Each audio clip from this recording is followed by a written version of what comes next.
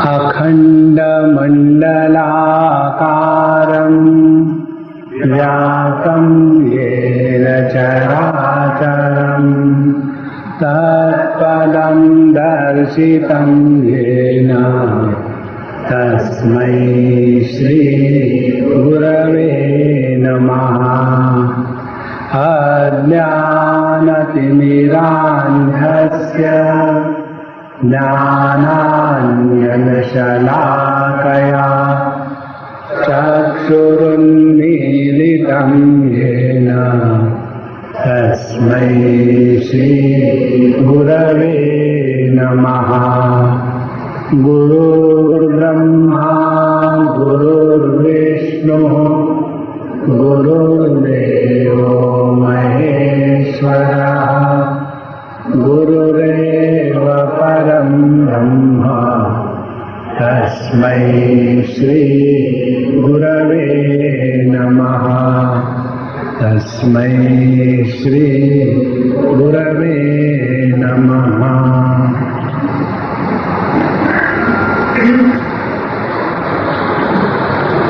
एक रोग है। क्या रोग से बात शुरू कर दी? उसमें ये हो जाता है कि हम कुछ सोचते हैं और सोचने के बाद ऐसे लगता है कि वो हमने कर लिया है और किया कुछ नहीं होता। जैसे एक बच्चा है, हम जानते हैं उसको, वो लिखने को बैठता है और लिखते समय उसको आता सब कुछ है, लेकिन जब उसका लिखान देखो तो पहला शब्द और आखिरी का शब्द और बीच में का गायब। उसको जबानी पूछो तो सब आता है, लेकिन लिखने को बताओ तो सब नहीं लिख पढ़ सकता। कारण क्या है? कारण ये है कि उसने कुछ सोचा होता है और जो सोचा है वो हो चुका है, ऐसी वो कल्पना करता है। तो ऐसा विद्यार्थी जो सोचता कुछ और है और करता कुछ और है और फिर और सोचता है कि उसने ठीक किया, ऐसा व्यक्ति जीवन में कभी सफल नहीं हो सकता। ये उस विद्यार्थी की जो दशा है वो हम सबकी दशा है। हमको भगवान ने द्वितीय अध्याय में बताया कि जब तक हमारे अंतःकरण की कर्मयोग के द्वारा शुद्धि नहीं होगी तब तक के बुद्धि में स्थैर्य नहीं आएगा, और जब तक के बुद्धि में स्थैर्य नहीं आएगा तब तक के कोई बात समझ में नहीं आएगी। तो उसके लिए करे क्या? तो उन्होंने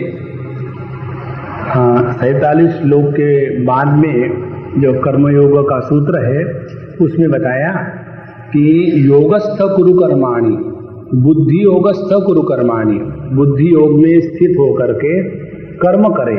बुद्धि योग किसको कहते हैं? समत्वम योग उच्यते। अपने बुद्धि में समत्व की प्रतिष्ठा होवे उसको योग कहते हैं।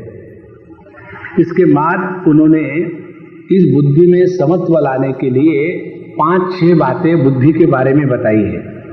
जैसे बुद्धौ शरणमन्विच्छ कृपणा फल हेतवः, अपने बुद्धि की शरण लो और बुद्धि की शरण लेकर के अपने बुद्धि को नित्य निरंतर संतुलित रखने का प्रयत्न करो। और जो व्यक्ति अपने बुद्धि को संतुलित रखता है उसके जीवन से पाप पुण्य दोनों की निर्मिति नहीं होती, और वह बुद्धि वह जीवन जिसमें पाप पुण्य की निर्मिति नहीं होती उसको कहते हैं कर्मयोग। और ये कर्मयोग जब अपने जीवन में आ जाता है, जिसमें बुद्धि का स्थैर्य समत्व बना रहता है, उसी के द्वारा हम परमात्मा की प्राप्ति कर सकते हैं।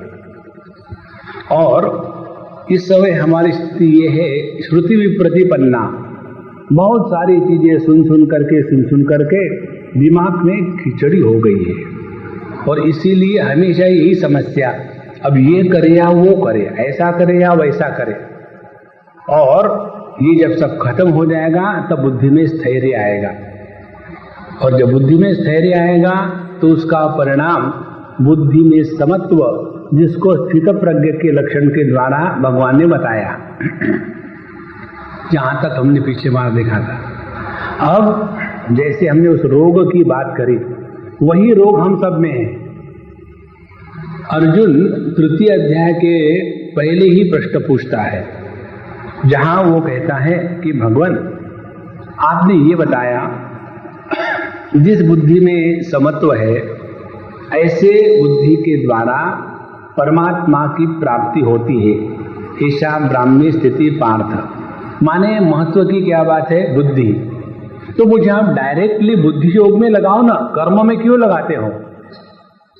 माने हमारा अपने बारे में ये ओपिनियन है कि हमारी बुद्धि अत्यंत शुद्ध, परिमार्जित और पवित्र है, लेकिन ऐसा नहीं होता। और ये जब बात समझ में नहीं आती, तब अर्जुन के जैसे प्रश्न हमारे मन में आते हैं। कैसे? कितने लोग आकर के हमको प्रश्न पूछते हैं इसी प्रकार के कि आप लोग बताते हैं सत्संग करो, पहले हम कभी सत्संग में नहीं जाते थे तो दुखी नहीं होते थे, जब से सत्संग में जाने लगे ज्यादा दुखी हो रहे। ये तो ऐसा ही है, कोई व्यक्ति अपना किसी के कहने के कारण मेडिकल चेकअप के लिए गया और मेडिकल चेकअप को जाने के बाद पता चला कि उसके हार्ट में प्रॉब्लम है, और उसके बाद वो डॉक्टर को बताया, देखो पहले मैं कभी नहीं गया था तो अच्छा खासा था, आपने ढूंढ के निकाला कहीं कुछ नहीं था। तो जब हम इस आध्यात्मिक क्षेत्र में प्रवेश करते हैं, तब हमको अपने बारे में ये महसूस ही होती है कि हम कहाँ गलत जा रहे हैं। और जब ये बात समझ में आती है, तभी हम अपने आप को सुधारने का प्रयत्न करते हैं, अन्यथा नहीं। तो ये बात ठीक से न समझने के कारण अर्जुन के प्रश्न हमारे ही प्रश्नों के जैसे हैं। कहते हैं कि जायसी चेत कर्मणास्ते मता बुद्धिर जनार्दन तत्किम कर्मणि घोरे माम नियोजयसि केशव। हे केशव, हे भगवान, यदि आपके मत में, आपकी समझ में बुद्धि का स्थैर्य महत्व का है, तो मुझे बुद्धि का स्थैर्य करने दो ना, मैं बैठ करके मेडिटेशन करूंगा और मेडिटेशन करके बुद्धि स्थिर हो जाएगी, और बुद्धि स्थिर होने के बाद मुझे परमात्मा के दर्शन होंगे। और यही तो मैं करना चाहता हूं, और आप कहते युद्ध करो। ये बात हम लोगों की है। कितने बार लोग आकर के कहते, स्वामी जी मेडिटेशन के बारे में कुछ बताओ ना। वो तो ऐसा है ना स्वामी जी, एक हमको कहानी बताओ ना। पहले हम अपने आप को तैयार करें। भगवत गीता जब हम सुनते हैं तो एक हफ्ते में तीसरा अध्याय खत्म, और वो भी एक हफ्ता माने 24 गुणे 7 घंटे नहीं, एक हफ्ता माने 1.5 गुणे 7, और उस 1.5 गुणे 7 में भी उसमें से 7 उणे कर दो, तो जो 1.5 घंटा रहता है उसमें भी बड़े मुश्किल से थोड़ा सा सुनते हैं, और जो थोड़ा सा सुनते हैं उसमें से बड़े मुश्किल से थोड़ा समझ में आता है, और थोड़ा जो समझ में आया उसको दूसरे को बता देते। अपने जीवन में थोड़ी उतारते हैं, और फिर ऐसे लगता है कि हमने इतना सारा अध्ययन किया, कुछ फायदा हुआ नहीं। अरे प्रभु, ये मस्तक में से बात अपने हृदय में उतरनी चाहिए। जब हृदय में उतरेगी तब हाथों से बाहर निकलेगी। तो कर्म योग के द्वारा अंतःकरण की शुद्धि होती है। एक वाक्य में जो हम सुनते हैं उसको जीवन में उतारने के लिए 10 साल लगते हैं, लेकिन ये बात ऐसे लगता है कि हाँ सुन तो लिया, हाँ उसके आगे बात, आगे क्या है? मेडिटेशन। चलो मेडिटेशन को बैठ के, अरे, और फिर ऐसे गलत प्रश्न मन में आते हैं। जैसे अर्जुन कहता है कि यदि बुद्धि के स्थैर्य के द्वारा प्रभु की प्राप्ति होती है, तो भगवान मुझे आप कर्म में क्यों लगाते हो? पहली गलती हमारे सबकी वही गलती है। दूसरी गलती, घोरे कर्मणि किम माम नियोजयसि, मुझे घोर कर्म में क्यों लगाते हो? माने कर्म में भी कोई अच्छा बुरा होता है क्या? हमारे ही मन में ये कल्पना होती है, झाड़ू लगाना खराब कर्म है और पढ़ाई करना अच्छा कर्म है, उसके बाद जजेस का काम करना बुरा कर्म है, पॉलिटिशियन का काम करना अच्छा कर्म है। ये अपने ही मन की कल्पना का विलास है, वास्तविकता नहीं है। कर्म कोई भी अपने आप में ना तो अच्छा होता है ना तो बुरा होता है। यदि एक माँ को अपने बच्चे के कपड़े बदलने हैं, साफ करने हैं, तो उसको ये कहेंगे क्या कि देखो इस बच्चे के लिए मैं धोबन बन गई? नहीं, वो तो उसका कर्म है, उसमें अच्छाई बुराई थोड़ी होती है।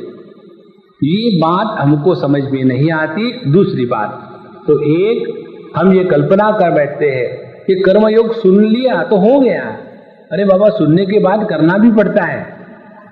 और दूसरी बात, यह जो कर्मयोग है या कर्म है उसमें अपने आप में कोई घोर या अघोर नहीं होता। अपने आप में प्रत्येक कर्म योग्य है और वैसा ही हमको करना चाहिए। तत्किम कर्मणि घोरे माम नियोजयसि केशव। और दूसरी बात अर्जुन कहता है जो हम लोग कहते हैं, हम लोगों के मन में ऐसे प्रश्न आते हैं, जैसे अर्जुन कहता है व्यामिश्रेणेव वाक्येन बुद्धि मोहयसीव में। आपके जो वचन है वो मानो ऐसे है कि हमको कंफ्यूज कराने के लिए। व्यामिश्रेणेव इव, मानो आप जो कुछ हमको बता रहे उसके द्वारा हम और कंफ्यूज हो जाए और आपका मार्केट मेंटेन रहे, इसलिए आप हमको बता रहे। माने क्या, हम अपनी गलत फहमी टीचर पर या गुरु पर थोप देते हैं और ये बात जब समझ में नहीं आती तब उल्टे सीधे दिमाग में विचार शुरू हो जाते हैं। तो इन सब प्रश्नों को लेकर के वह कर्मयोग जिसके बारे में हमारी गलत फहमियां ये है कि कर्मयोग के बारे में सुन लेना माने कर्मयोग खत्म, बात गलत। दूसरी बात, कर्म में अपने में कोई अच्छाई या बुराई होती है, वो भी बात गलत। और तीसरी बात कि मानो हमको जो बातें बताई जाती है शास्त्रों, आचार्य, गुरु के द्वारा, वो हमको कंफ्यूज कराने के लिए होती है, नहीं। तो इसको लेकर के भगवान श्री कृष्ण अब अर्जुन को बताते हैं कि देखो अर्जुन, अपने आप में ना तो ज्ञान श्रेष्ठ है ना तो कर्म श्रेष्ठ है। अपने आप में ना तो ज्ञान कनिष्ठ है ना कर्म कनिष्ठ है। ऐसे प्रश्न 3 बार आते हैं भगवद गीता में। तो एक बार तो कर्म को लेकर के यहां कहते कर्म और ज्ञान, तो कर्म श्रेष्ठ है या ज्ञान श्रेष्ठ है वो। फिर 5वें अध्याय में अर्जुन प्रश्न पूछते हैं कर्म में प्रवृत्ति श्रेष्ठ है कि कर्म से निवृत्ति श्रेष्ठ है। 12वें अध्याय में अर्जुन प्रश्न पूछते हैं कि सगुण उपासना करने वाला श्रेष्ठ है कि निर्गुण उपासना करने वाला श्रेष्ठ है। अब आपको कोई थीसिस लिखना है क्या, ये श्रेष्ठ है कि वो श्रेष्ठ है? ये ऐसा ही है। एक व्यक्ति समझो हमको आकर के पूछता है स्वामी जी मुझे बताओ ओलंपिक्स में मैं स्विमिंग के लिए ट्राई करूं या रनिंग के लिए, दोनों में अच्छा कौन सा है? तो मैं उनको पूछूंगा कि दोनों में अच्छा कौन सा है? अच्छा आप बताओ, आप अपनी सांस कब तक रोक सकते हैं? रोक सकते हैं कोई 1.5 पौने 2 सेकंड, तो स्विमिंग आप नहीं कर सकते। रनिंग कर लूं? हाँ रनिंग कर लो, लेकिन ये बताओ आपके हेल्थ कैसी है? सब ठीक है, सिर्फ पैर ही नहीं है। अब इसमें रनिंग ठीक है या स्विमिंग ठीक है, ये दोनों प्रश्न उस व्यक्ति के लिए अनावश्यक है। पहले अपनी हैसियत देखो ना। एक ट्रक के पीछे बहुत सुंदर लिखा था, अपनी औकात मत भूलो। How true it is. हम भले चाहे कि ज्ञान श्रेष्ठ है या कर्म श्रेष्ठ है, अरे अपन को देखो ज्ञान श्रेष्ठ है कि कर्म श्रेष्ठ है। इसको लेकर के भगवान कहते हैं कि अर्जुन, इस जगत में हमने दो प्रकार के अधिकारियों के लिए दो मार्ग बताए हैं। तो कौन सा मार्ग हमको लेना है, उसके लिए हम अधिकारी है या नहीं, इसके बारे में विचार करना है।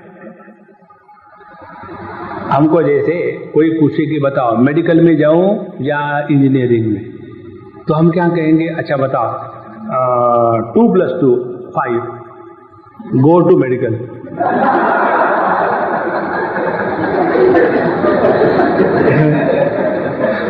उसमें विचार करने की कोई जरूरत ही नहीं। तो यदि हमारी बुद्धि तेज है और समझ है उसमें, तो हम जाएंगे सांख्य विचार के मार्ग में। और यदि हम हर चीज को करना चाहते हैं, we must do something, what is that, that only we don't know, but we must do something. तो ऐसे डू समथिंग वाले जो है उनके लिए कर्मयोग, हाथ पैर हिलाते रहो। तो लोकेस्मिन् द्विधा निष्ठा पुरा प्रोक्ता मया नघ, ज्ञान योगेन सांख्यानाम कर्म योगेन योगिनाम। अब पहले भगवान कर्म की निष्ठा बताते हैं। इसका तात्पर्य क्या है कि अर्जुन ज्ञान के लिए लायक नहीं है। ये बहुत सूक्ष्म बातें भगवान बता देते हैं, अर्जुन को भी पता नहीं कि अर्जुन ने उसको, भगवान ने उसको फेल कर दिया है, उसको पता नहीं।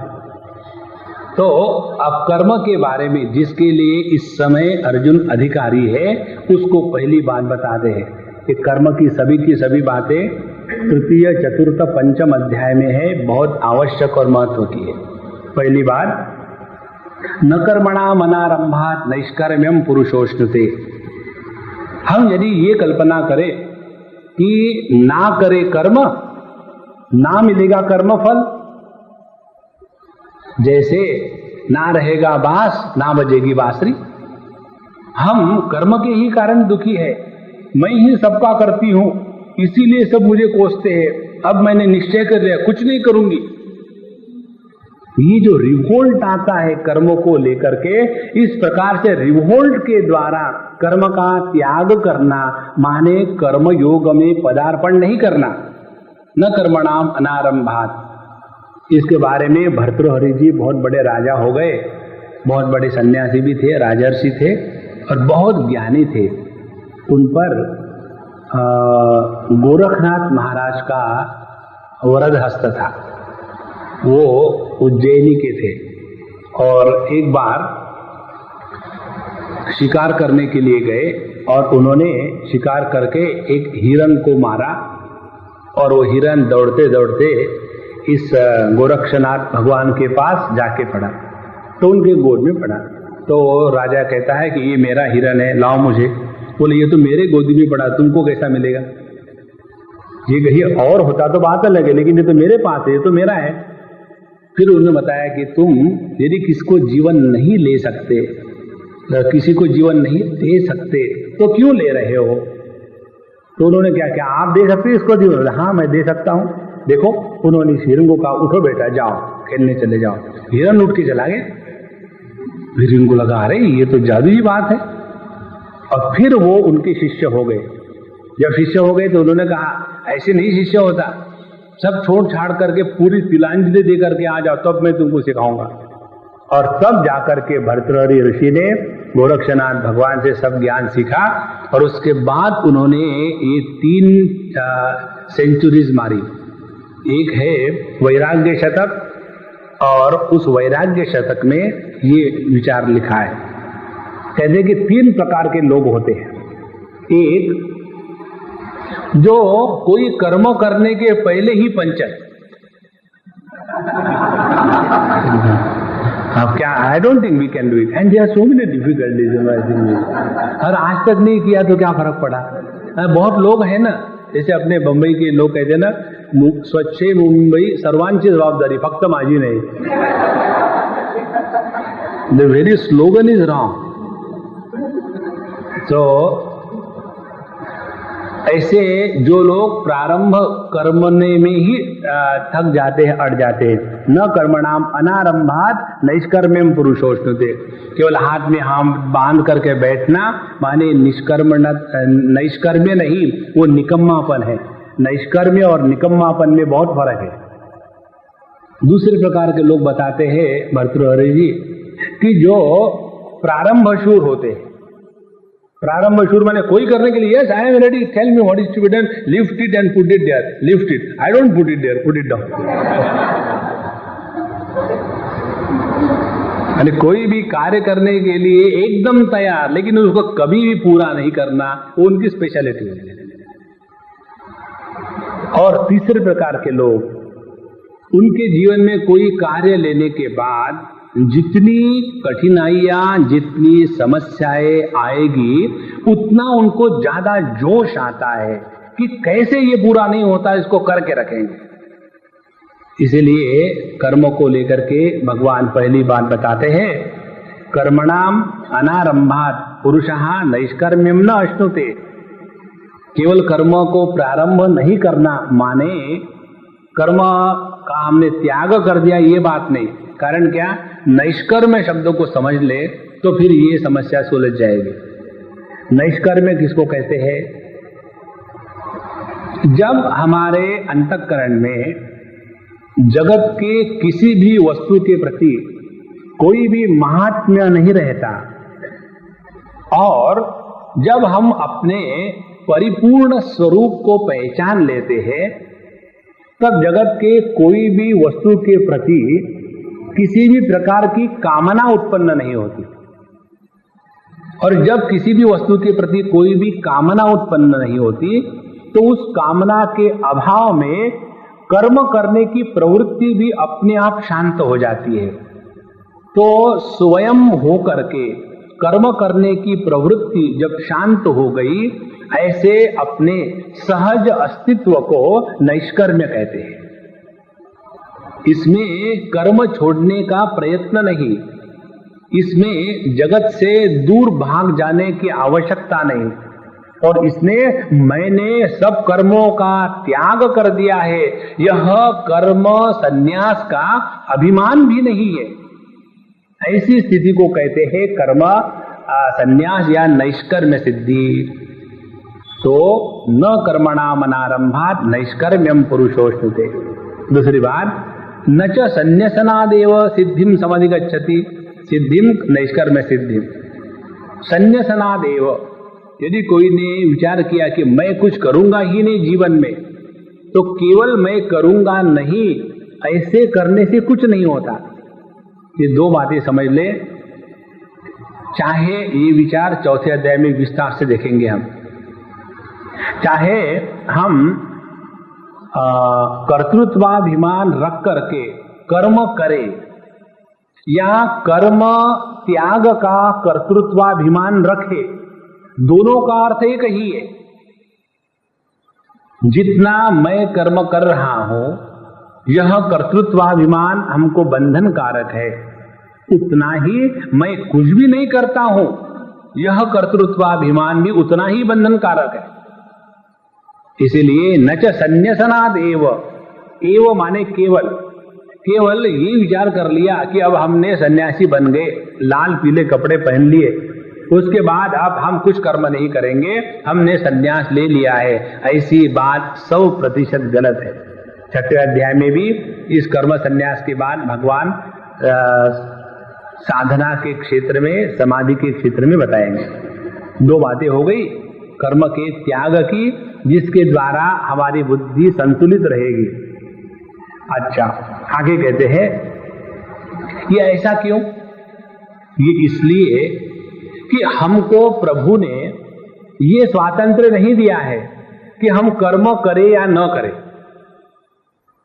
नहीं कश्चित क्षणमपि जातु तिष्ठति अकर्मकृत, वी हैव नो चॉइस। कार्यते ही अवश्य कर्म। प्रत्येक व्यक्ति अनेक प्रकार के कार्य करने के लिए प्रकृति जैर गुण ही, जैसे जैसे प्रकृति के गुण हम पर प्रभाव डालेंगे, वैसा वैसा हम कर्म में प्रवृत्त तो होगे ही होगे।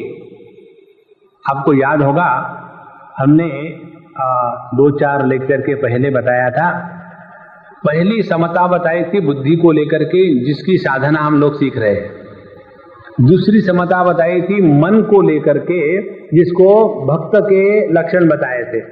और तीसरी स्थिति हमने बताई थी जो निर्गुण स्थिति है, तीनों गुणों के परे जो है उसकी स्थिति, वो ज्ञान की स्थिति है।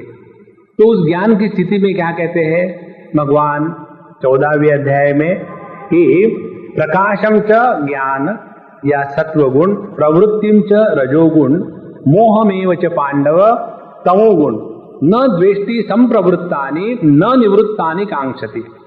जब वो किसी के ज्ञानी के जीवन में सत्व रजस तमस इनका प्रादुर्भाव हो या अभाव हो, इन दोनों के कारण जिसके मन में तमोगुण को हटाने की, सत्वगुण को जागृत करने की इत्यादि इच्छा ही निर्माण नहीं होती, वह गुणातीत पुरुष हो गया है।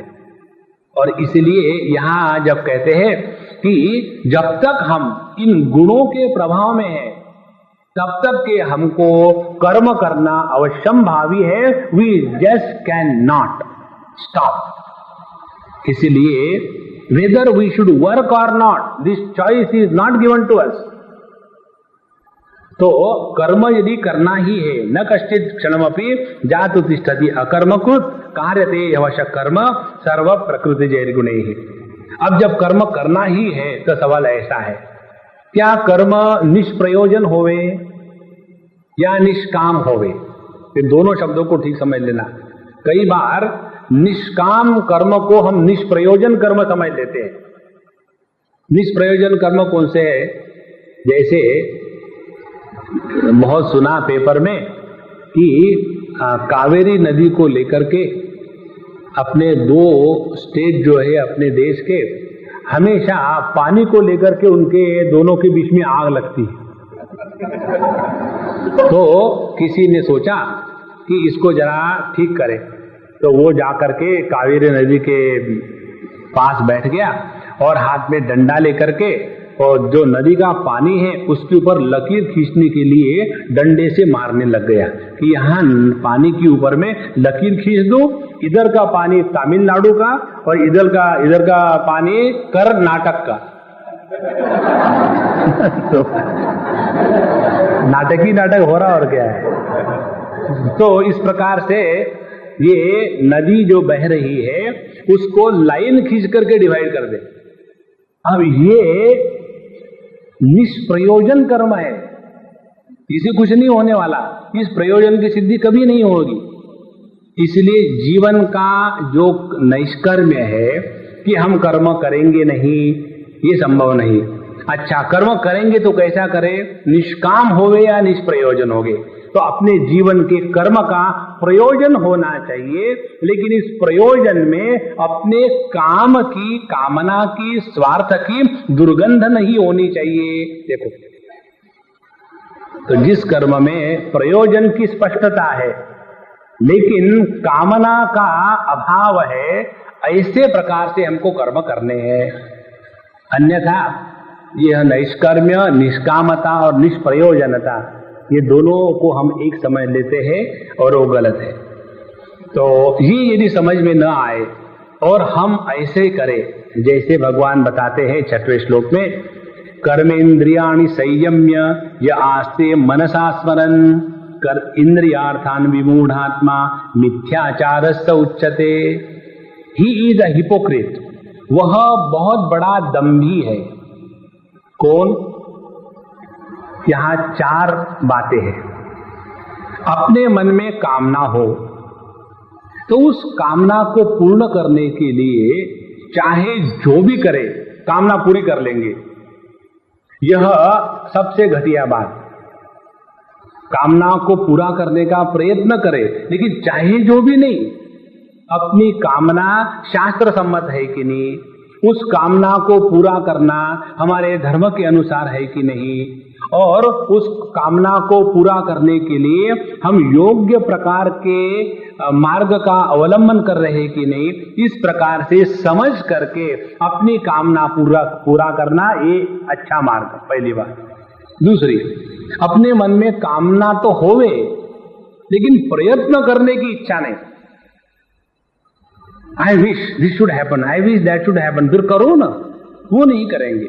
चाहिए सब कुछ लेकिन मेहनत करने की बात आई तो गलत, वो भी गलत बात है।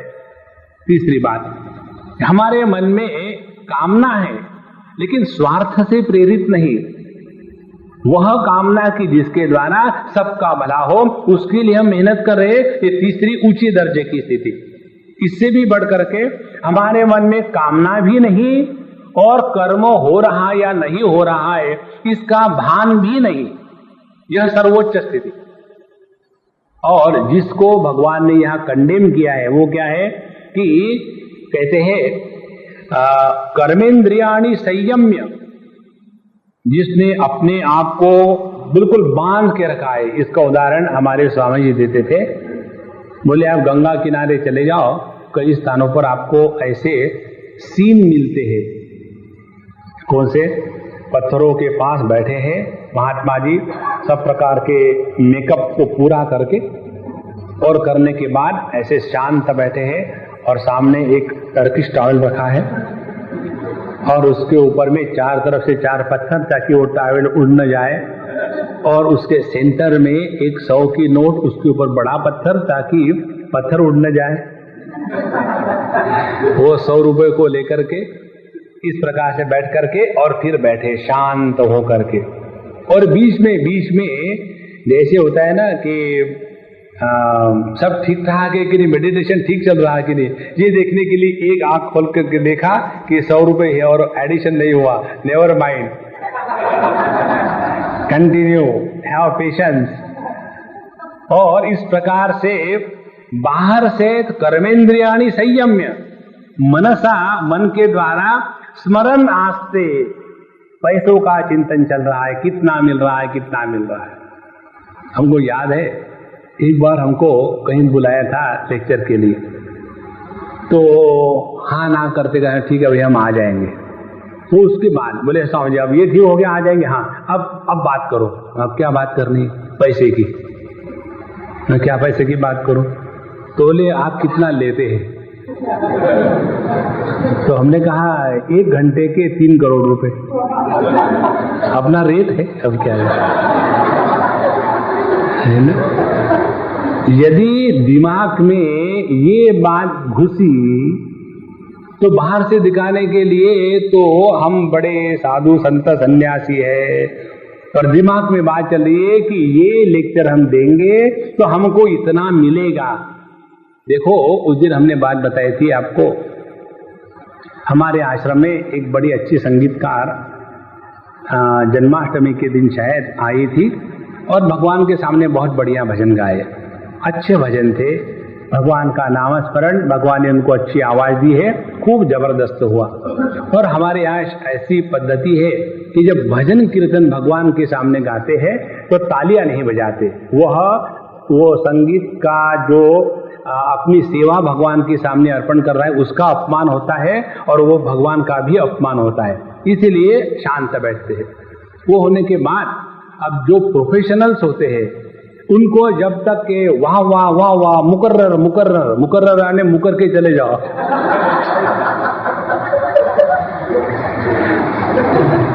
तो जब हम परफॉर्मेंस देते हैं then we want appreciation, but when we surrender before the lord we don't want appreciation because we are not there. कौन लेगा एप्रिसिएशन? ये बात जब समझ में नहीं आती तब हम ये कल्पना करते हैं कि इस प्रकार से हम परफॉर्मेंस दे रहे हैं स्पिरिचुअलिटी का। दूसरा उदाहरण आपको देंगे, कलकत्ते की बात है, हमारे बाल विहार के बच्चों ने एक बार यह फैंसी ड्रेस कंपटीशन की कि कोई गुरुदेव बन गए, कोई भगवान कृष्ण बन गए। इस प्रकार से वो जब वो बच्चे छोटे छोटे आते थे, कोई स्वामी बन करके, कोई विवेकानंद बन करके ऐसे खड़े हैं, ऐसे खड़े होने से थोड़ी विवेकानंद होता है कोई। और ऐसे आने के बाद बच्चे लोग तालियां बजा रहे हैं, वो है। और उसके बाद वो हो रहा था कि हमको बुलाए या ना बुलाए, बुलाए कि ना बुलाए। हम 3 बार वहां गए, 3 बार वापस आए, क्योंकि 2 पार्टी, स्वामी जी को बुलाओ, नहीं स्वामी जी को बाद में बुलाओ, फिर मैं बंद, नहीं पहले बुला, पहले नहीं, बाद में क्यों नहीं, पहले की इसलिए, ठीक है। And I was enjoying the whole show, both there as well as here. अच्छा, अल्टीमेटली उसमें से जो स्ट्रांग पार्टी थी, उन्होंने कैसे नहीं, जब हमने उनको बुलाया तो उनको बुला नहीं, स्वामी जी चलो आप, कौन आपको रोक सकता है, देख सकते हैं, ठीक है चलो। अच्छा, जब हम आ गए फिर हमने उनको बताया कि देखो अभी जो आप लोगों ने देखा कि कोई स्वामी बना, कोई विवेकानंद बना, कोई झांसी की रानी बना, कोई महात्मा गांधी बना, तो ये जो बना है ये बनावटी है, असली नहीं है। उन्होंने केवल फैंसी ड्रेस कंपटीशन किया है, और ये फैंसी ड्रेस कंपटीशन के बाद जो मैं स्टेज पर आया हूं तो मैं फैंसी ड्रेस करके नहीं आया हूं, don't misunderstand me. Spiritual life is not a performance on the stage, it is to be lived at every moment of our life. और ये जब बात होती है तो उसको भगवान एकदम खुल्लम खुल्ला गाली देते हैं कि मिथ्याचारस्य उच्यते। अपने जीवन में यह दंभ इतना जबरदस्त हो जाता है कि बाहर से दिखाने के लिए अलग और अंदर से टोटली अलग। और ये जब चलता रहेगा तो उससे तो वो व्यक्ति की जो शराब पी के जमीन पर गिरता है वो श्रेष्ठ है, कम से कम वो अपने कंचाए से सिंसियर तो है। देख लेना, हम जगत में किसी को भी धोखा नहीं दे सकते। हम धोखा असली किसको देते हैं तो अपने आप को। और जो व्यक्ति अपने आप को हम धोखा दे रहे हैं ये बात नहीं समझता, उसको कोई भी नहीं बदल सकता। इसीलिए भगवान कहते हैं कि कर्मेंद्रियाणि संयम्य, केवल अपने कर्मेंद्रियों को बांध बूंद करके रखना, और मनसा स्मरण आस्ते, और मन से विषयों का चिंतन चल रहा है, तो ऐसा व्यक्ति कामनाओं के प्रभाव में आकर के विषयों का चिंतन करता है, लेकिन उन कामनाओं को पूर्ण करने के लिए प्रयत्न नहीं करता। ऐसा निकम्मा व्यक्ति दंभाचारी है। ध्यान से सुनना, जब ऐसा दंभ हमारे व्यक्तित्व का मूल पहलू बन जाता है, और उसके बाद जब हम मेडिटेशन करेंगे तो वो भी क्या होगा, मेडिटेशन का दंभ। और फिर हम वहां मेडिटेशन के लिए बैठेंगे, और बैठने के बाद केवल इसी में चक्कर में लगे रहेंगे कि ये ठीक है या वो ठीक है, लेकिन उन्होंने ऐसा बताया था, इन्होंने ऐसा बताया है, वो महात्मा बढ़िया है कि ये महात्मा बढ़िया है, और वहां जाकर के महात्माओं की फाइल खोल करके उसके ऊपर डिसीजन लेना शुरू। इसलिए यह जो दंभ है अपने जीवन में, इसी के कारण हमारा अंतःकरण शुद्ध नहीं होता। देख लेना भैया, हमको भगवान ने जहां रखा है, जिस परिस्थिति में रखा है, वही हमारे उद्धार के लिए योग्य है। आपको याद होगा, हमने पहले दिन बताया था कि जब हम इस जगत में भेजे जाते हैं तो कौन सी अवस्था में, कौन से स्थान में, कौन से परिस्थिति में हमारा उद्धार होगा, इसका निर्णय केवल भगवान ही ले सकते हैं। जैसे कई बार हम अपने कोई इमरजेंसी पेशेंट को लेकर के डॉक्टर के पास जाते हैं, और वहां जाने के बाद अब उस पेशेंट को कहां भेजना है इसका निर्णय हम थोड़ी लेंगे, वो तो डॉक्टर लेंगे। उनको मालूम है कि इनकी इमरजेंसी माने इनको मेंटल हॉस्पिटल में भेजना है, और हम कहेंगे नहीं जी इनको ऑपरेशन करो। इमरजेंसी माने every time there is no operation. एक बात याद आई मुझे, एक हमारे मित्र है, अभी वो मेडिकल ग्रेजुएट हो गए, अब उनको पोस्ट ग्रेजुएशन करना था, और उन्होंने हमको कहा कि स्वामी जी मैंने ये निश्चय कर लिया है कि मैं स्किन स्पेशलिस्ट बनूंगा। तो हमने कहा कि तुम बहुत लेजी हो इसलिए। बोले स्वामी जी आपने कैसा लेजी हो इसलिए? हमने कहा skin speciality, skin disease speciality ऐसा स्पेशलाइजेशन है कि जिसमें इमरजेंसी कभी नहीं होती। And he said, "Hari, it never struck me." I said, "Don't tell me that you know all this." दूसरी बात, जो स्किन डिसीज वाले होते हैं वो कभी क्योर नहीं होते, इसीलिए योर पेशेंट्स आर मेंटेन्ड। तीसरी बात, ये जो स्किन डिसीज वाले होते हैं वो हमेशा डॉक्टर के चक्कर काटते रहते हैं with hope to get cured, so your fees you go on getting. और इसीलिए तुम स्किन स्पेशलिस्ट बनना चाहते हो। तो यदि हम अपने अंतःकरण में इस चीज को समझ ले कि अपने जीवन में किसी भी प्रकार का दंभ ना होवे, जहां दंभ होगा वहां हम अपनी बर्बादी कर रहे हैं। तो इंद्रियार्थान विमूढ़ात्मा मिथ्याचारस्य उच्यते। अब इसके विरोधी चित्र इस चित्र में बताते हैं। यहां तो इंद्रियाणि मनसा नियम्य आरभते अर्जुन कर्मेन्द्रियैहि कर्मयोगम असक्तः सन् विशिष्यते। अब दूसरा चित्र, जो हे अर्जुन, जो व्यक्ति अपने मन के द्वारा अपने इंद्रियों को अपने कंट्रोल में रखता है, देख लेना, मन को अपने इंद्रियों को मन के द्वारा कंट्रोल में रखना माने समझदारी का जीवन। कई बार हम लोग बहुत सारे उपवास करते हैं। अभी नवरात्र पूरा हुआ, इतना उपवास करेंगे, इतना उपवास करेंगे कि जिसके द्वारा मन एकाग्र होकर के खाने में लगा हुआ है।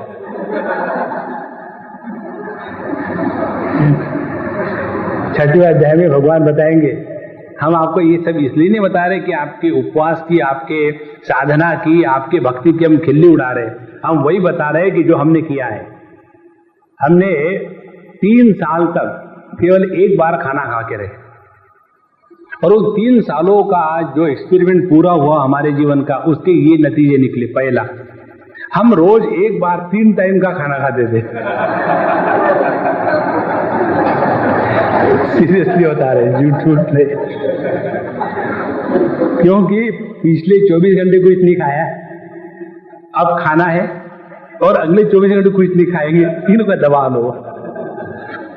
अच्छा, उसके कारण क्या हो जाता है, इतना खाना खाने के बाद अगले 12 घंटे कुछ नहीं कर सकते।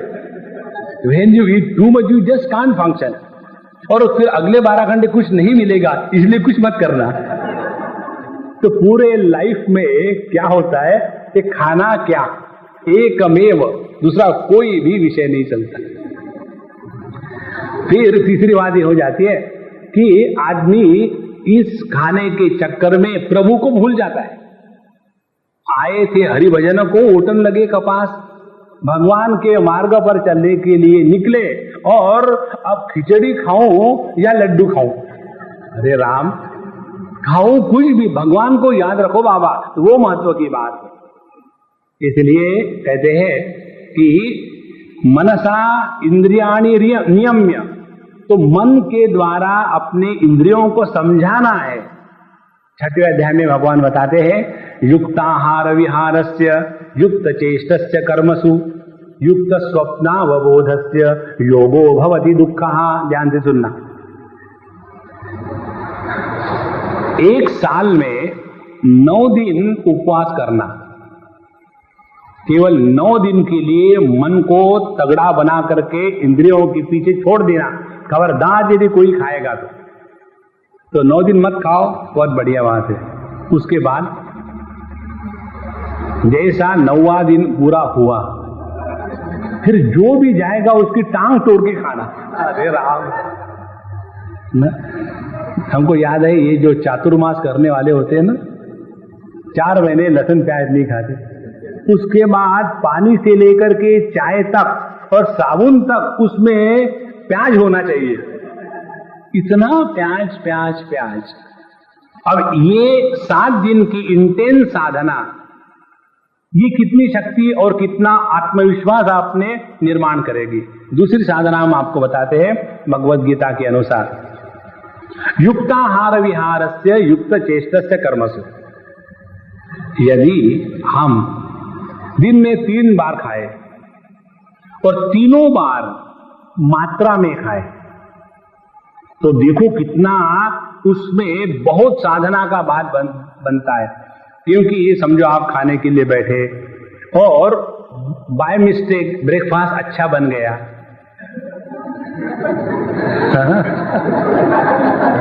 नॉर्मली ब्रेकफास्ट में कुछ अच्छा बड़ा बनने का होता ही नहीं, क्योंकि कालजा भात अच्छी फोड़नी ना, महाराष्ट्रियन लोग इसको फोड़नीचा भात कहते हैं और साउथ इंडियन उसको येलो राइस कहते हैं। येलो राइस माने ये लो राइस बात होती है वही, पुराने को तड़का देकर के नया बना दिया। और उसमें अच्छा बुरा होने का सवाल क्या है, वो तो टाइम पास है दोनों के लिए, बनाने वाले के लिए, खाने वाले के लिए। तो समझे एक आध दिन अच्छा बन गया ब्रेकफास्ट, तो उस दिन ब्रेकफास्ट ही इतना खा लिया, in I had a very heavy breakfast, therefore I don't want to take lunch, this is wrong. ये एक महत्व की बात, दिन में तीनों टाइम खाओ महाराज, तीनों टाइम अपने जिह्वा पर नियंत्रण होवे, वो असली साधना है। इसीलिए ब्रेकफास्ट खाओ प्रेम से लेकिन नियंत्रण, फिर लंच भी खाओ प्रेम से लेकिन नियंत्रित, उसी प्रकार से डिनर, तीनों यदि युक्त आहार करेंगे तो उसका परिणाम क्या होगा, उसका परिणाम ये होगा कि ये हमारा जो जीआई ट्रैक है, पेट की जो नली है, उसमें कहीं भी ट्रैफिक जाम नहीं होगा। नहीं तो आप देखो, समझो आपने 12 घंटे 14 घंटे कुछ नहीं खाया, तो ऐसे लगा कि पूरी बंबई बंद, और जब उनको टाइम मिलता धड़ाम से सब ट्रक रास्ते पर आ जाते हैं तो कितना धड़ाधड़ टक्कर शुरू हो जाता है। वैसे ही प्रकार से 12 घंटे कुछ नहीं खाया, एकदम खाना शुरू कर दिया तो अंदर में जाकर के ट्रैफिक जैम और फिर परेशानी शुरू। ये कोई लाइफ है? इसीलिए मनसा इंद्रियाणि संयम्य का तात्पर्य है कि अपने इंद्रियों के द्वारा समझदारी से पेश आओ। अब जब हम अपने इंद्रियों को, ज्ञानेंद्रियों को समझदारी के साथ रखेंगे, तब कहीं हम उस मन को अपने कर्मेंद्रियों के द्वारा कर्मयोग में प्रयुक्त होने के लिए ऑर्डर दे सकते हैं। नहीं तो हमारा मन यदि ज्ञानेंद्रियों के पीछे रहे तो कर्मेंद्रियों का क्या साथ देगा वो? तो कर्मेंद्रिय कर्मयोगम असक्तः स विशिष्यते। तो ऐसा व्यक्ति कर्म में आसक्ति रहित होकर के कर्म कर सकता है। और ये होने के बाद बात तो समझ में आई, अब बता हम क्या करें? तो क्या करें के उत्तर भगवान देते हैं, नियतम कुरु कर्मत्व कर्म जायो ही अकर्मणा। फिर एक बार बोलते हैं, कर्म कर्म करना माने क्या? कोई खास बात नहीं है, छोटी सी बात है। एक, अपने जीवन में जो नित्य कर्म है उनको ठीक से करना है। नित्य कर्म क्या है? सुबह उठना। आप हमको छेड़ रहे हो, उठना कहते तो बात अलग है, ये सुबह क्यों लगा दिया है बीच में? सुबह जल्दी उठना, उठने के बाद हमारे शास्त्रों में आता है कि बाथरूम टॉयलेट से लेकर के नाखून ठीक से काटना, ये सभी का सभी नित्य कर्मों में आता है। नित्य कर्म के द्वारा रोज नहाना चाहिए, रोज धुले हुए कपड़े पहनना चाहिए, रोज दातुन करनी चाहिए, रोज बालों को ठीक से संवारना चाहिए। ऐसे नहीं कि एक बार हेयर डू करके आ गए। Hair do is an order to the that ladies barber. ये मालूम है ना आपको? एक बार हमको कहीं ले गए थे, जिनके घर जा रहे थे वहां एक ब्यूटी पार्लर था। जिनके हम घर में गए उनकी माँ ने बता दिया होगा, तुमको जो पूछते हैं स्वामी जी को पूछो। तो उस बच्चे ने पूछा, स्वामी जी बताओ what is the beauty parlour? अरे तो जब उसने पूछा Swami ji what is the beauty parlour, तो वो माँ गुस्सा कर गया, ऐसा नहीं पूछते। बोले मम्मी तुमने तो बताया, स्वामी जी को कुछ भी पूछ लो। तो मैंने पूछ लिया what is the beauty parlour. Swami ने उसको उत्तर दिया, अम्मा उसने पूछा हम उत्तर देंगे। What is the beauty parlour? जहां हजाम औरतें होती है उसको ब्यूटी पार्लर कहते हैं। नॉर्मली हजाम का काम आदमी करता है, तो उसने छोड़ दिया और इन्होंने अपने हाथ में लेकर के शुरू कर दिया, तो वो बन गया ब्यूटी पार्लर।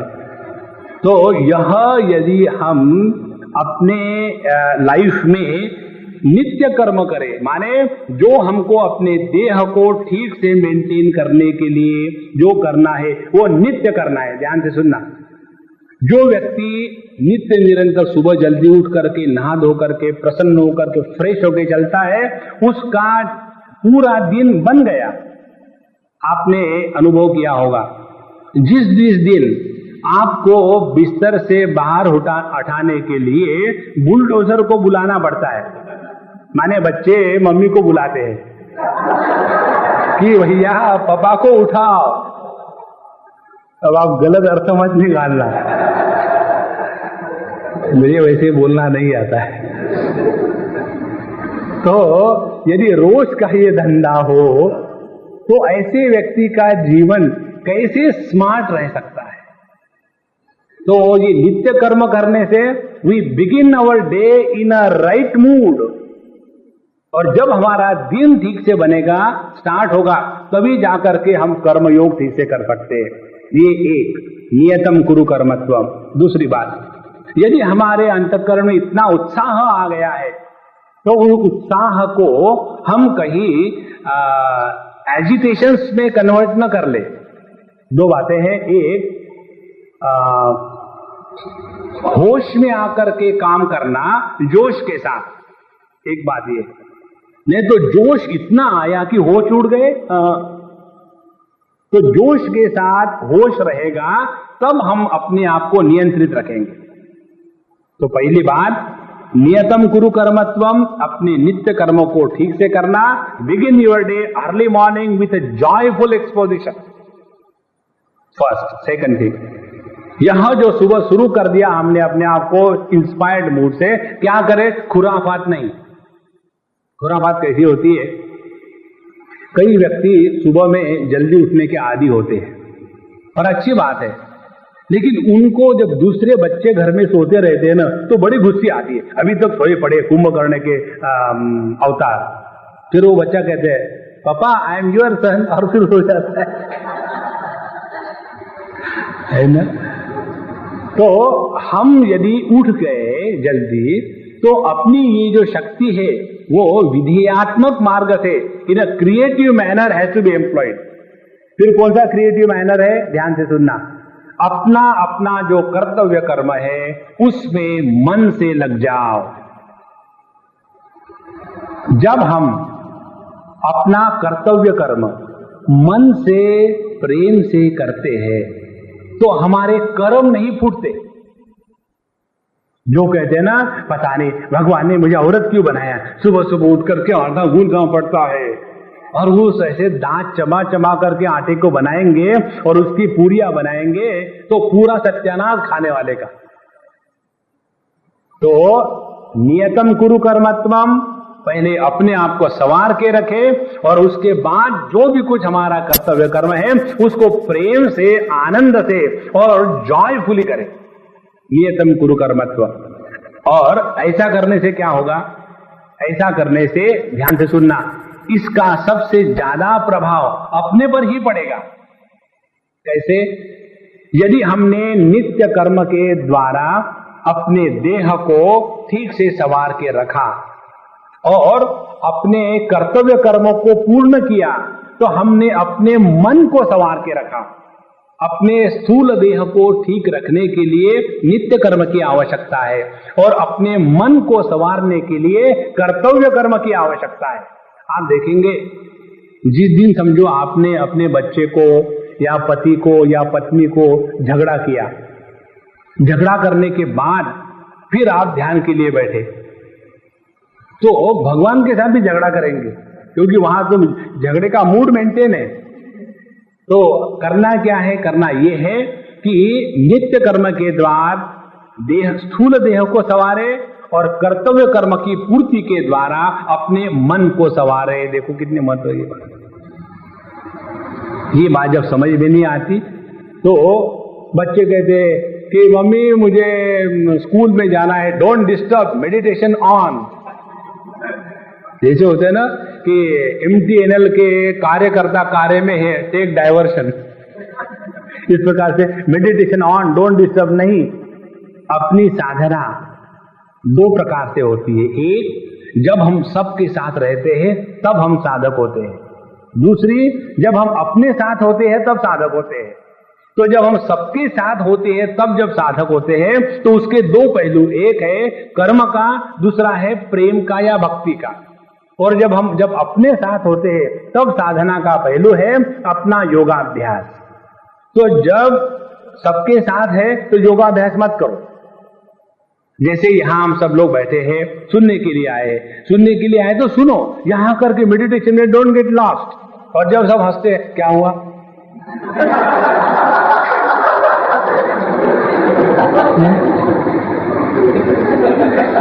क्योंकि we are doing a wrong thing in a wrong place. सुनना है तो सुनो, सोना है तो सो जाओ। तो 3 बातें हो गई। कर्म योग के द्वारा वो साधना होती है जब हम जगत के साथ रहते हैं, और भक्ति योग के द्वारा वो साधना होती है जब हम जगत के साथ रहते हैं अपने मन के माध्यम से, और ध्यान योग के द्वारा वो साधना होती है जब हम अपने साथ रहते हैं। तो इसमें से हम पहली बात देख रहे हैं, और वही बुद्धि के स्थैर्य, बुद्धि के समता के लिए आवश्यक है। फिर ये होने के बाद अगला विचार भगवान बताते हैं, यज्ञार्थात कर्मणोन्यत्र लोकोयम कर्म बंधनः तदर्थम कर्म कौन्तेय मुक्त संगत समाचर। तो जो कर्म हम योग्य प्रकार से यज्ञ के लिए माने भगवान के लिए नहीं करते, उन्हीं कर्मों के द्वारा कर्म बंधन निर्माण होता है। इसीलिए भगवान के लिए सब कर्म करो, तदर्थम कर्म कौन्तेय। अब यहां फिर गड़बड़ी हो जाती है। कैसे कि भारतीय रेल भारतीय जनता की संपत्ति है, इसीलिए हम स्क्रू ड्राइवर ले जा करके वहां से सब फिक्चर उठा करके घर ले जावे। एक बार हमको किसी ने, अपने जो मिनिस्टर है उनके बारे में पूछा, स्वामी जी इनका नाम पासवान क्यों है? बोला ये कोई प्रश्न हुआ? अपना अपना नाम होता है। बोले नहीं, कुछ ना कुछ कारण होगा। तो हमने कहा ये नाम जो है भगवान नाम से जुड़ता है, भगवान पासवान। और कैसे?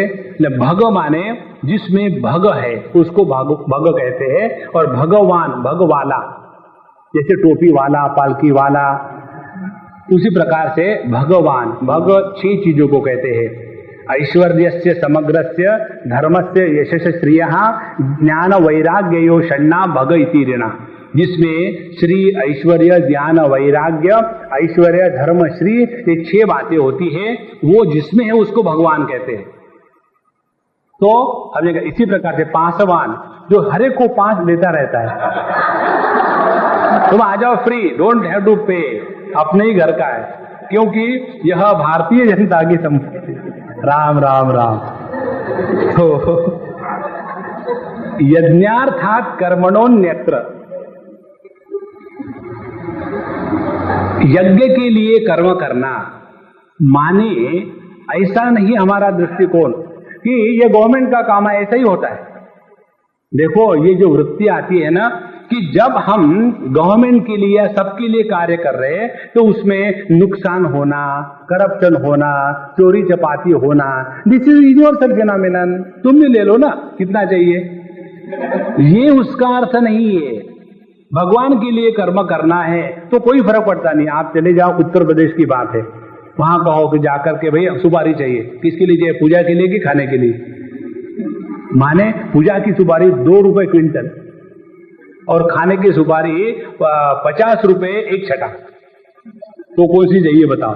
पूजा के लिए चाहिए तो आप 2 रुपए क्विंटल की सुपारी ले जाओ, 5 पैसे दे दो और जितनी उठा के ले जाओ। माने वो सुपारी केवल नाम होता है, होता कचरा है। उसी प्रकार से यदि हम ये कल्पना करें कि ये सब भगवान के लिए चल रहा है तो ठीक ही है, क्या फर्क पड़ता है? हाँ, तो उसमें 2 शब्द भगवान जब लगाते हैं, मुक्त संगत समाचार। कर्मयोग के सिद्धांत को ठीक से समझ ले। जिन्होंने हमारे स्वामी जी को नजदीक से देखा है और देख करके केवल उनको अप्रिशिएट नहीं किया, स्वामी जी बड़े अच्छे थे, वो हमको भी नहीं बदल सके। एक बार दिल्ली की बात है, एक अम्मा ने हमारे स्वामी जी को बताया कि स्वामी जी उन दिनों में हम ब्रह्मचारी थे, तो ब्रह्मचारी जी ने गुरु तत्व पर इतनी सुंदर बातें बताई। हम इतने सालों से गुरु स्तोत्र पढ़ रहे हैं लेकिन कभी समझ में नहीं आया था, लेकिन इन्होंने जो बताया गुरु तत्व पर ऐसा समझ में आया, समझिए बहुत आनंद आया। स्वामी जी मुझे बोला ब्रह्मचारी कम हियर, आने के बाद मुझे ऐसा ठपठपाया, कहते congratulations, where I failed you could do it. उसमें कितना बड़ा मैसेज है। हम ऐसी कल्पना करते हैं कि हमने उनको समझ लिया, कई बार सुन के रख दिया है, उनको देख करके आगे उनसे कुछ भी नहीं सीखा। आप देखेंगे, समझो उनको कागज फाड़ना हो तो कागज भी इतना प्रेम से और परफेक्टली फाड़ते थे, और जेब में रुमाल भी रखना हो तो रुमाल भी किस प्रकार से प्रॉपरली फोल्डेड, ऐसे नहीं क्रिकेट का बॉल ऐसा निकाल करके राम राम राम राम। छोटी सी चीज समाचरण, जो भी कुछ करना है उसमें सौंदर्य होवे, उसमें परफेक्शन होवे, उसमें आनंद आता है। जैसे आप देखेंगे, यहां हमको देख करके बड़ी खुशी होती है, यहां जूतों को रखने के लिए मल्टी स्टोरीड बिल्डिंग बना के रखी है। और जब हम अपने जूतों को निकाल करके हाथों से ठीक से रख दे तो उसमें प्रसन्नता होती है। और कई बार देखो आप, हमारे कमरे में जब लोग आते हैं ना, तो ऐसे जूते बाहर फैला के रखते हैं कि अगला जो आने वाला है उसको ऊपर से जम करके आना पड़ता है। नहीं, छोटी सी बातें, चप्पल कहाँ रखनी है, कैसी रखनी है, अपने कपड़ों को कैसा ठीक से रखना है, हर चीज में समाचर सम्यक आचर। जब ये हमारा स्वभाव बन जाता है तो ऐसे व्यक्ति का जीवन एकदम भिन्न होता है। और जितनी ये अपने साफ सफाई या योग्य प्रकार से कर्म करने की शक्ति जागृत हो गई, उतना हम उस कर्म में आंतरिक आनंद अनुभूत कर रहे। समाचर, अब ये सिद्धांत पूरे जीवन में लगा लो। हम ऑफिस में टाइम से इसलिए जाते हैं कि ऑफिस में टाइम पर जाने में हमको आनंद है, और घर के लोगों को भी।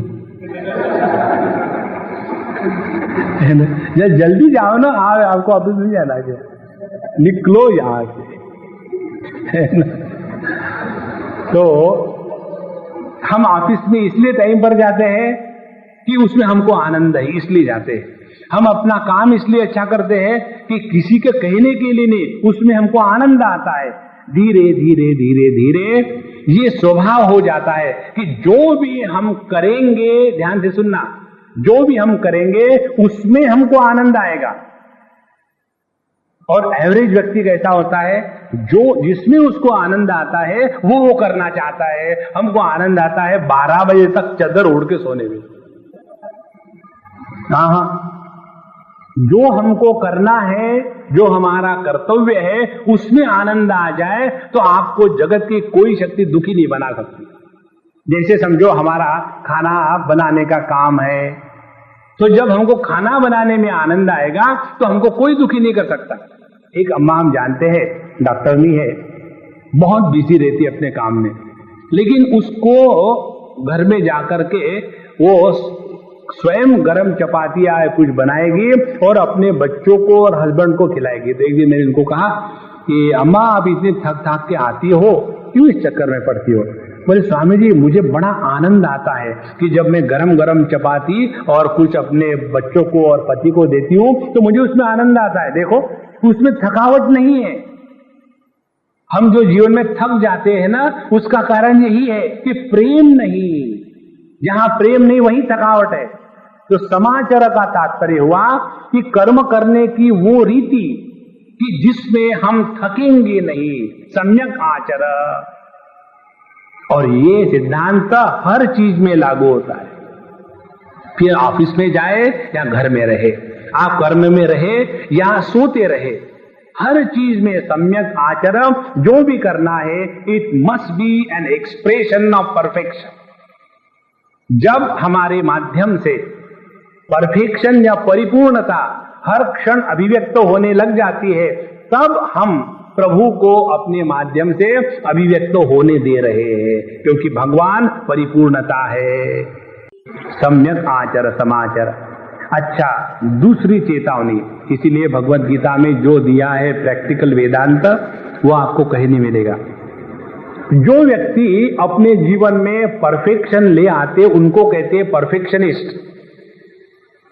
और ये जितने परफेक्शनिस्ट होते हैं दे सफर परफेक्टली। क्यों वो सफर करते हैं perfectly?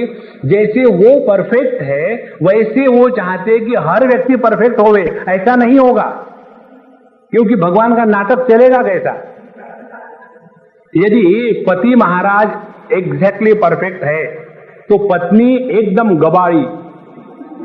There is no equivalent word in any language for this गबाड़ी। Maybe that is the kind of people in that particular language. I don't know. तो यदि उल्टा है, समझो पत्नी परफेक्ट है तो पति पात्र। इस प्रकार से भगवान को ये नाटक चलाना है, और ये दोनों इसी एक चीज को लेकर के पूरे लाइफ में झगड़ते रहते हैं। एक कहता है कि इसको मैंने कितने बार बताया कि ये कंगे के बाल निकाल के रख देना। मुझे इससे एक बहुत बढ़िया याद आती है, ये कलकत्ते में हुई है, हमने शायद बताई होगी कि हम जिनके घर में गए, पति पत्नी के नित्य निरंतर सिंसियरली झगड़े होते थे, और झगड़ों के कारण क्या है? बाल। जैसा कहते हैं ना, बालों से गला काटना, बाल बाल बच गए, उसी प्रकार से जो कुछ बाल बचे थे उस बालों को लेकर के झगड़े। तो झगड़ा कौन सा? ये पति महाराज हमको हमेशा कहते थे कि स्वामी जी इसको मैंने कितना समझाया, अब शादी होकर के 30 साल हो गए, लेकिन इसने आज तक नहीं सीखा कि कंगे को बाल करने के बाद साफ करके रख देना चाहिए, लेकिन नहीं करती। अब आप इसको बताओ। तो हमने कहा कि अम्मा कंप्लेंट अगेंस्ट यू, आपको क्या कहना है? बोले स्वामी जी ये जलते हैं, इनको बाल नहीं इसलिए।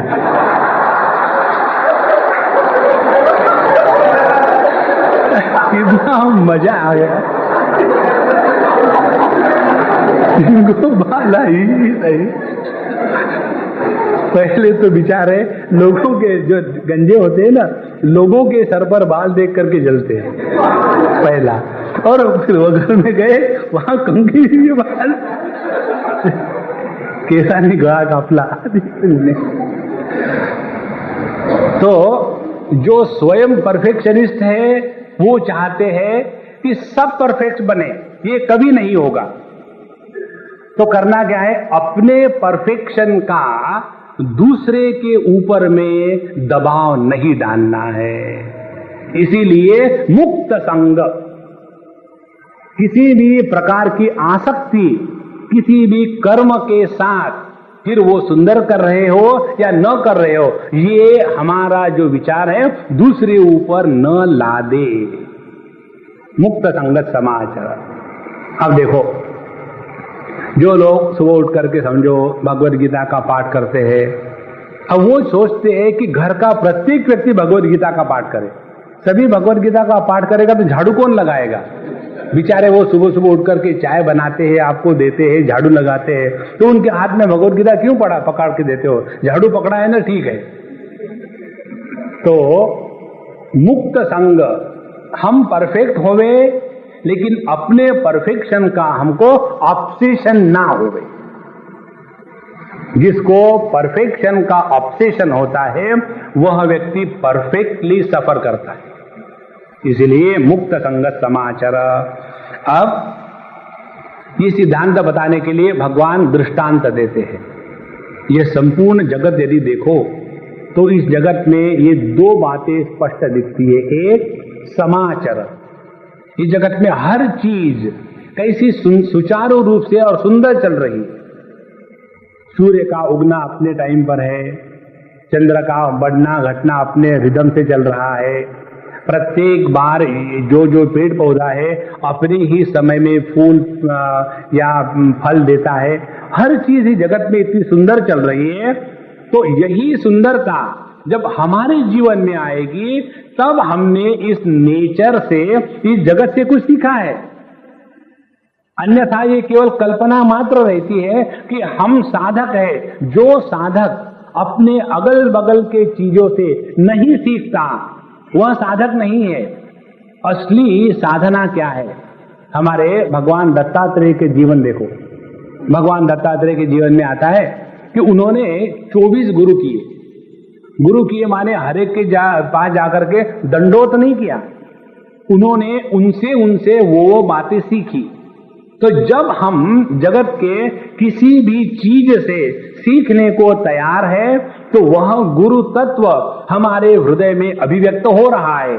जो आदमी सीख सकता है उसी के हृदय में गुरु अवतरित होते हैं, और जो आदमी सीखने को तैयार नहीं, उसके सामने गुरु ने आकर के हाथ में डंडा भी लिया तो भी हम नहीं सीखेंगे। हम कहेंगे कि गुरु हमको मार रहे, सिखा रहे, थोड़ी समझेंगे। तो भगवान बताते हैं कि ये संपूर्ण सृष्टि ये डायरेक्टली हमको बता रही है समाचार, हर चीज कैसी सुंदर चल रही है। उसी प्रकार से सृष्टि के साथ जब हम एक होकर के कार्य करेंगे तब हमारा जीवन कर्मयोगी का है, तब हमारी बुद्धि में भेद नहीं आएगा। और ये बताने के बाद उन्होंने कर्म का चक्र बताया या यज्ञ का चक्र बताया। यहां हमारे स्वामी जी कहते हैं कि शास्त्रों में अनेक शब्दों का प्रयोग कई बार होता है, और जब कोई एक विशेष शब्द बहुत बार प्रयोग होता है तो उस शब्द का महात्म्य कम हो जाता है। जैसे सेक्युलरिज्म, जैसे देशभक्ति, जैसे करप्शन, जैसे टेररिज्म। याद है आपको पहले बार जब अपने पंजाब में एक को किसी को मार दिया तो एकदम हेडलाइन आती थी और हम सब लोग बड़े एक्साइट हो जाते थे। एक टेररिस्ट ने एक को मार दिया, फिर धीरे धीरे 2 को मार दिया, फिर बसों से उतार करके लाइन से खड़ा करके गिन गिन के मारा। अब 24 घंटे चारों तरफ पूर्ण विश्व में यही हो रहा है। तो ये सुन करके हमारे मन पर कोई असर नहीं होता। We all have become numb about it. उस विषय का, उस शब्द का प्रभाव जो होना चाहिए वो प्रभाव होना बंद हो गया है। उसी प्रकार से कोई भी शब्द शास्त्रों में रहे या समाज में रहे, जब उसका ज्यादा प्रयोग किया जाता है तो उस शब्द की जो ज्ञान प्रदान करने की क्षमता है वो कम हो जाती है। ऐसा एक शब्द है यज्ञ। इस यज्ञ को लेकर के इतना हुआ कि भगवान रामचंद्र जी के जमाने की बात बताते हैं। विश्वामित्र जी को यज्ञ करना था और सभी राक्षस आकर के उसमें खून इत्यादि डाल देते थे।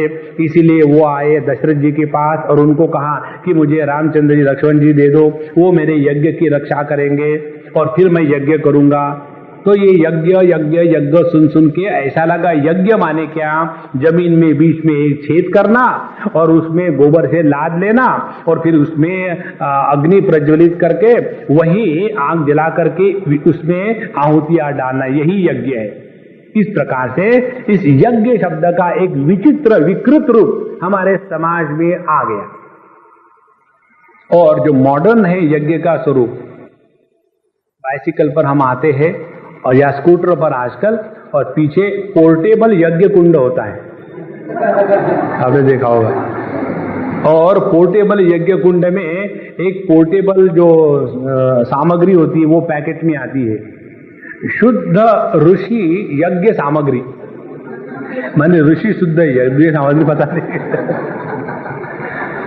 उसके बाद उसमें बैठेंगे, जेब से फट से अपने माचिस निकालेंगे, 2-4 कर्पूर के टुकड़े डालेंगे और बिल्कुल छोटा, जैसे छोटे बच्चे खेलते हैं ना कि ये कप, ये दूध, ये चीनी, हाँ ले लो खा लो, जल्दी जल्दी मत पीना, गर्म है। उसी प्रकार से वो छोटा सा यज्ञ कुंड, उसमें बड़े बड़े मैस्टिक के साइज की लकड़ी और उसके अंदर में एक चम्मच से इतना बिल्कुल जैसे ड्रॉपर से डाल रहे घी लेकर के, हमारे आश्रम में भिन्न भिन्न प्रकार के लोग आकर के भिन्न प्रकार से शादियां करते हैं और हम साक्षी भाव से देखते हैं शिव जी के साथ बैठ कर। पिछले बार एक सिंधी समाज के लोगों की शादी हुई, उसको देख करके हमारा हृदय गदगद हो गया। गदगद का उल्टा करो तो दगदग होता है। इतना मॉडर्न स्टाइल, मजा आ गया। उन्होंने क्या किया कि वो लड़का लड़की को चेयर पर बैठा दिया, दोनों साइड से दोनों के माँ बाप, बीच में स्टूल रख करके उसमें एक दीपक जलाया, माने अग्नि कुंड के स्थान पर दीपक, और वहां से सिर्फ ऐसा वो दीपक को धाक दिखाते थे, इंद्राय स्वाहा इधर नमः, प्रणय स्वाहा इधर नमः। और इस प्रकार फिर वही दीपक पूजा के लिए, वही यज्ञ कुंड के लिए, वही प्रदक्षिणा के लिए, दीपक को शादी की प्रदक्षिणा, लेटेस्ट डिस्कवरी। तो यह जो यज्ञ शब्द है, इसका एक विचित्र अर्थ समाज में प्रचलित हो जाता है। भगवान वेदव्यास ने भगवान श्री कृष्ण के मुख से इस यज्ञ शब्द का एक बहुत ही सुंदर अर्थ हम सबके लिए बताया है। और इस यज्ञ का अर्थ उन्होंने, एक यज्ञ चक्र इस समाज में, दुनिया में, सृष्टि में चल रहा है, उसका उन्होंने बताया। यज्ञ कहते हैं यज्ञात् अन्नात् भवन्ति भूतानि पर्जन्यात् अन्न संभवः, यज्ञात् भवति पर्जन्यः यज्ञ कर्म समुद्भवः, कर्म ब्रह्मोद्भवं विद्धि ब्रह्माक्षर समुद्भवं, तस्मात् सर्वगतं ब्रह्म नित्यं यज्ञे प्रतिष्ठितम्। इसको कहते हैं यज्ञ चक्र। और इस यज्ञ चक्र के, चक्र माने एक पूरा सर्कल, इसके 6 आरे हैं, 3 ऊपर के और 3 नीचे के। इस प्रकार से 6 आरों पर यह यज्ञ चक्र चल रहा है। यज्ञ किसको कहते हैं? यज्ञ में आदान प्रदान होता है। जैसे वैदिक यज्ञ का स्वरूप देखें तो हम भिन्न भिन्न यज्ञ देवता को हविष इत्यादि देते हैं, और वो देने के बाद वो यज्ञ देवता प्रसन्न हो जाते हैं। प्रसन्न होकर के हमारी कामना को पूर्ण करने के लिए वैसा आशीर्वाद देते हैं। इसलिए भगवान कहते हैं परस्परम भावयन्तः श्रेय परम वाप्स्यति, इष्टान भोगान ही वो देवाः दास्यन्ते यज्ञ भाविताः। तो हमने यज्ञ के द्वारा उस यज्ञ देवता को प्रसन्न किया, और उन्होंने प्रसन्न होकर के पूछा तुमको क्या चाहिए? हमको ऐसा ऐसा चाहिए। ठीक है, तथास्तु, तुमको मिलेगा। लेकिन ये देवता कब देंगे? जब हम उनको प्रसन्न करेंगे। कब प्रसन्न करेंगे? उनको जो खाने को चाहिए वो दे दो। तो एक ने खाया और दूसरे ने उसका काम कर दिया। इस प्रकार से यज्ञ में आदान प्रदान का मूल तत्व है। अब यही जो यज्ञ है हम अपने जीवन में देखें, जो इस यज्ञ के चक्र के नीचे के आरे है उसको कहते हैं कर्मयोग का सिद्धांत, और इसी यज्ञ चक्र के जो ऊपर के आरे है उसको कहते हैं ध्यान का सिद्धांत। जो व्यक्ति अपने जीवन में कर्म इस प्रकार से करे कि जिसके द्वारा अंतःकरण की शुद्धि होवे, तो हमने इस कर्म चक्र के नीचे के 3 आरे ले लिए, और इसी कर्म चक्र या यज्ञ चक्र के ऊपर के 3 आरे वो है कि यह जो शुद्ध अंतःकरण है यज्ञ के द्वारा किया हुआ, ये शुद्ध अंतःकरण के द्वारा परमात्मा का चिंतन करने के लिए अपने अंतःकरण को या मन को लायक बनाए। ये 6 बातों को लेकर के यज्ञ की सिद्धि होती है। इसीलिए पहले 3 आरे में बताते हैं कि अन्नात् भवन्ति भूतानि पर्जन्यात् अन्न संभवः। भूतानी कोई सिंधी का नाम नहीं है। जब हम अपने तत्वबोध पढ़ा रहे थे हमारे स्टूडेंट्स को, पिछली बैच की बात है, तो उसमें आते हैं कि 4 प्रकार की योनियां होती है, उद्भिजानी, अंडजानी, उसके बाद जरायुजानी एटसेट्रा। तो ये जानी जानी जानी है ना, कोई समझ ले गुरल जानी या मुरजानी, ऐसी बात नहीं। तो भूतानी माने सभी भूत मात्र। अन्नात् भवन्ति भूतानि, अन्न किसको कहते हैं? हमारे स्वामी जी का जो इंटरप्रिटेशन है वो हम आपको बता रहे। अन्न माने वो वस्तु जिसका हम अपने जीवन में उपयोग करके अपने जीवन को ऐश्वर्यशाली बनाए, उसको कहते अन्न। तो भूतानि अन्नात् भवन्ति। तो इस जगत में प्रॉस्पेरिटी उसको कहते हैं कि जहां अनेक प्रकार के पदार्थ उपलब्ध हो कि जिसके द्वारा हम अपने जीवन में अनेक प्रकार के भोग कामनाओं को पूरा कर सके।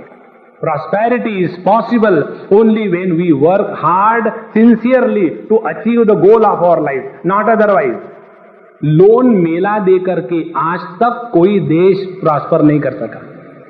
अपने है ना लोन मेला, माने लोन लिया और मेला मर गया, उसके बाद लोन किससे वसूल करोगे? तो इस प्रकार से पहला सिद्धांत, मेहनत करके ही अपने समाज का भला हो सकता है। यज्ञात् भवन्ति भूतानि पर्जन्यात् अन्न संभवः। और अन्न प्रॉस्पेरिटी कब आ सकती है? पर्जन्यात्। पर्जन्य माने सबने एकत्र होकर के दूसरों के लिए भी मेहनत करना, ये अपने जीवन का जब लक्ष्य बन जाता है, जब दूसरों के लिए जब जीना हम सीखते हैं, तब जाकर के हम एक दूसरों की मदद करके आगे बढ़ सकते हैं। तो पर्जन्यात् अन्न संभवः। ये तीसरी बात है, यज्ञात् भवति पर्जन्यः। और ये केवल कल्पना नहीं है, देखो एक दूसरे ने मदद करनी चाहिए। अभी कल परसों में इंडियन एक्सप्रेस में पढ़ रहे थे, पढ़ करके बड़ा आनंद आया। ये सब बातें केवल आनंद लेने की होती है। अपने दिल्ली में सब लोगों ने इकट्ठा होकर के, बड़े बड़े लोगों ने ये डिस्कस करने के लिए कि अपने देश के करोड़ों करोड़ों जो गरीब लोग हैं, उनको सस्ते में चावल दाना पहुंचाने के लिए क्या करना चाहिए। इसीलिए इकट्ठे होकर के 200-200 रुपए के खाना लेकर के खाए।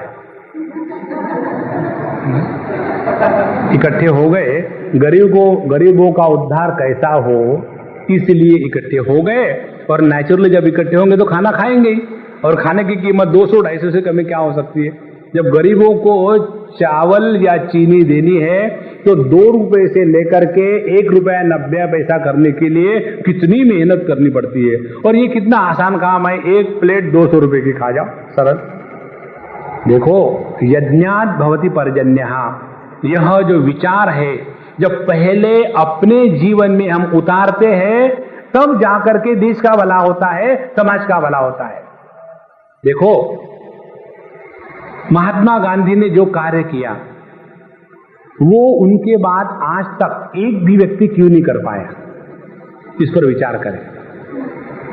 जब वो कहते थे यदि यहां का हिंसाचार बंद ना हो तो मैं अनशन करता हूं, उस समय सभी हिंदू रहे, मुसलमान रहे, सभी लोग अत्याचार बंद कर देते थे। और आजकल की बात क्या है, यदि कोई नेता कहता है कि वहां यदि हिंसाचार बंद हो गया तो मैं अनशन करूंगा, और यदि वहां हिंसाचार नहीं होगा तो मैं हिंसा कराने के लिए हर प्रयत्न करूंगा। देखो दोनों के चरित्र में कितना फर्क है। और यदि आज हमको कोई नेता कहता है कि ये अमुक अमुक करने के लिए आमरण उपोषण किया है या उन्होंने उपवास किया है, तो हम लोगों की क्या भावना होती है, जल्दी मर जाना। उनके प्रति कोई आदर थोड़ी है। कारण क्या है? एक ही कारण है, महात्मा गांधी के जीवन में जो शब्द उन्होंने बोले हैं उसका पूरा डेमोन्स्ट्रेशन देखा है लोगों ने। He became one with the total nation. अब देखो, जब हम कहते हैं कि हम गरीब देश को रिप्रेजेंट करते हैं और अपना जो रहना है वो तो मल्टी स्टार होगा, और कहने कि हम गरीबों के मसीहा है, इस प्रकार से मसीहा होते हैं। और वही बात महात्मा गांधी ने अपने जीवन में सिद्ध कर दी कि जब वो स्वयं फकीर के जैसे रहे, तब जाकर के गरीबों का उन्होंने नेतृत्व किया, इसीलिए उनके शब्दों को कीमत थी। यही बात भगवान कहते हैं यहाँ कि यज्ञात् भवति पर्जन्यः। यह जो अच्छे विचार है, दूसरों की सेवा करनी चाहिए, दूसरों को मदद करनी चाहिए, हर एक को मकान मिलना चाहिए, ये सब बातें करने से कुछ नहीं होता। अपने जीवन में जब हम उतारेंगे तब जाकर के इनका महत्व, इनका सौंदर्य जीवन में आता है। तो यज्ञात् भवति पर्जन्यः, यज्ञ कर्म समुद्भवः। इस प्रकार से पहले इस जगत में रहते समय प्रॉस्पेरिटी का महात्म्य, फिर प्रॉस्पेरिटी केवल दूसरों से लोन लेकर के नहीं होती, उसके लिए सबने मिलकर के कार्य करना है। और जब सब मिलकर के कार्य करेंगे तो ये केवल विचार नहीं है, we have to do something, we have to do something बाबा, डू। लेकिन what to do, that only we don't know. Start from yourself. देखो हमारे स्वामी जी से हमने क्या सीखा, जब हमारे स्वामी जी ने स्वयं अपने जीवन में डेमोन्स्ट्रेट किया है कि उनके जीवन का एक भी क्षण उनका अपने लिए नहीं था। प्रत्येक क्षण सुबह 3 बजे से उठ करके रात को 11 बजे तक जो सोएंगे, नित्य निरंतर वो अपने कर्म में निरत रहते थे। जब वो आदर्श हमारे सामने है तो हम किस मुंह से कहे कि हम उनके शिष्य हैं और थक गए, सवाल ही नहीं। इसीलिए यह जो सिद्धांत है वो सिद्धांत जब हम अपने जीवन में उतारते हैं तब हम अपने द्वारा दूसरों को उत्साह प्रेरणा दे सकते हैं। हम लोगों की प्रॉब्लम ये है, बच्चे हमारी बात सुनते नहीं, क्योंकि हमारे शब्दों में कीमत नहीं, हमारे शब्दों में शक्ति नहीं। जो हम बच्चों को बताते हैं उस बताने में कॉन्फिडेंस नहीं, उसके पीछे अनुभव की शक्ति नहीं है, और इसीलिए हमारे बच्चे हमारी बात नहीं मानते। हमारे समाज के लोग नेताओं की बात इसीलिए नहीं मानते। तो पहला यज्ञ का सिद्धांत, जो बात समझ में आई वो केवल मुंह से बोलने से नहीं होती, it has to be demonstrated in our own life. फिर देखो उस व्यक्ति का व्यक्तित्व जो है एकदम मैग्नेटिक पर्सनालिटी हो जाता है, और फिर ऐसा व्यक्ति ही आगे जाकर के तत्व के चिंतन के लिए लायक बनता है। तो तत्व के चिंतन के लिए लायक बनने का पहला भाग कौन सा है कि अपना जीवन ऐसा हो कि जिसमें जगत के किसी भी व्यक्ति को लेकर के विषमता उत्पन्न ना हो, किसी भी कर्म को लेकर के विषमता उत्पन्न ना हो। तो यह कर्मयोग के द्वारा बुद्धि की समता जब आ जाती है तो ऐसे समत्व युक्त बुद्धि ही तत्व के चिंतन के लिए लायक बनती है। इस प्रकार से बुद्धि के स्थैर्य में कर्मयोग की बात यहां तक भगवान ने बताई, और इसका आगे का विषय जो है उसको हम अगले बार लेंगे। अभी यहां विराम करते हैं। श्री कृष्णा श्री कृष्णा श्री कृष्णा। ओम पूर्णमदः पूर्णमिदं पूर्णात् पूर्णमुदच्यते पूर्णस्य पूर्णमादाय पूर्णमेवावशिष्यते। ओम शांति शांति शांति। हरि ओम। श्री गुरुभ्यो नमः।